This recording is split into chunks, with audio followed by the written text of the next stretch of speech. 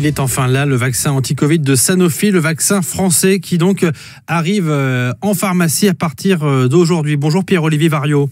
Bonjour. Président de l'Union des syndicats des pharmaciens d'officine, l'USPO, pharmacien vous-même à Plombières-les-Dijon, c'est en Côte d'Or. Alors ce vaccin anti-Covid arrive 2 ans quasiment après les tout premiers vaccins du genre. On va vous poser la question de ce qui n'arrive pas un petit peu après la bataille. Mais d'abord, tout simplement, est-ce que c'est déjà possible là, dès ce matin de se faire vacciner en officine avec un vaccin Made in France, un vaccin Sanofi ?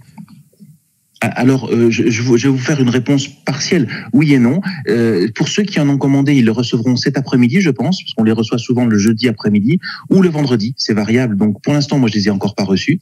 Donc, ce sera pas possible dès ce matin, ce sera possible plutôt dès demain matin pour ce qui est de la vaccination. Et comme on prend des rendez-vous, si vous voulez, on attend d'avoir les vaccins chez nous pour pouvoir lancer les rendez-vous parce que sinon on fait des mécontents. Donc ça risque d'être un petit peu compliqué pour vacciner avec le vaccin Sanofi cette semaine. Ouais, donc première information, ne pas la peine de se précipiter aujourd'hui à la pharmacie pour ce vaccin, il vaut mieux attendre demain. La question qui nous intéresse aussi, c'est donc est-ce que ce vaccin n'arrive pas un peu après la bataille, presque 2 ans maintenant après les tout premiers vaccins, les Pfizer et Moderna? Alors, on pourrait le penser, mais c'est pour ça que Sanofi a positionné son vaccin comme étant un vaccin de rappel et pas un vaccin de primo-vaccination. Donc, du coup, si vous voulez, on va pouvoir faire les rappels classiques, les rappels d'automne, par exemple. Actuellement, on est en plein dedans, avec ce vaccin.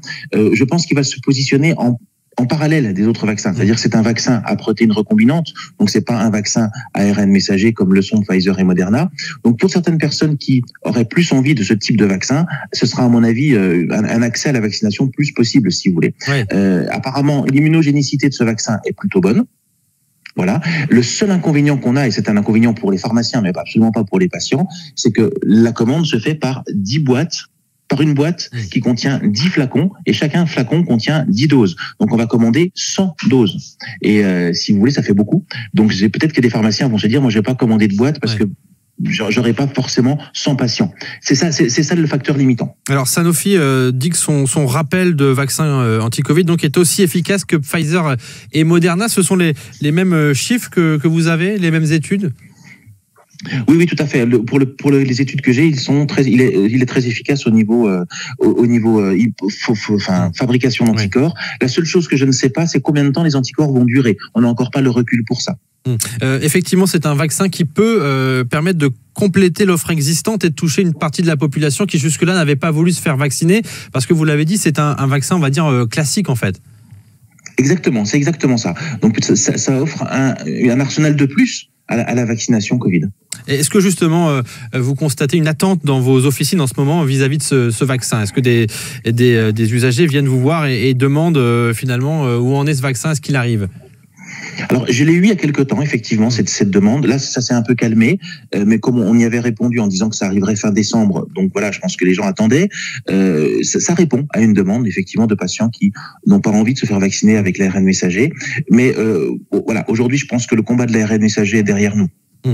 Pierre-Olivier Variot, vous restez avec nous dans le 10-14. On évoque ces gestes barrières qui reviennent un petit peu dans les réflexes des Français. Le port du masque, le lavage des mains et surtout les tests anti-Covid avant d'aller retrouver leurs proches.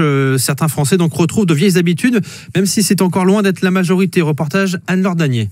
Entre 350 et 400 000 autotests sont vendus tous les jours en pharmacie. Cette pharmacienne parisienne constate que les ventes remontent doucement depuis le début du mois. Oui, à l'approche des fêtes, oui, ça commence à augmenter un peu par rapport aux tests antigéniques.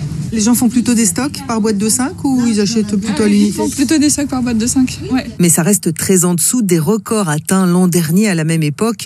Il y a 2 fois moins de ventes d'autotests cette année. Il faut dire que le nombre de contaminations diminue et que de plus en plus de Français sont vaccinés. Du coup, ils se sentent moins concernés. Ça ne me préoccupe pas plus que ça et oui, j'aurais commencé à utiliser le masque. Oui. Est-ce que vous allez faire des autotests avant de rencontrer vos proches? Non. Parce que je suis vacciné, que tout le monde est vacciné autour de moi. Non. Je l'ai eu, je suis vacciné, revacciné. Puis maintenant, c'est plus très violent, il faut être honnête, ça dure 4-5 jours. Moi, les autotests, j'ai eu le Covid et 5 injections. Alors, je suis un peu blindé.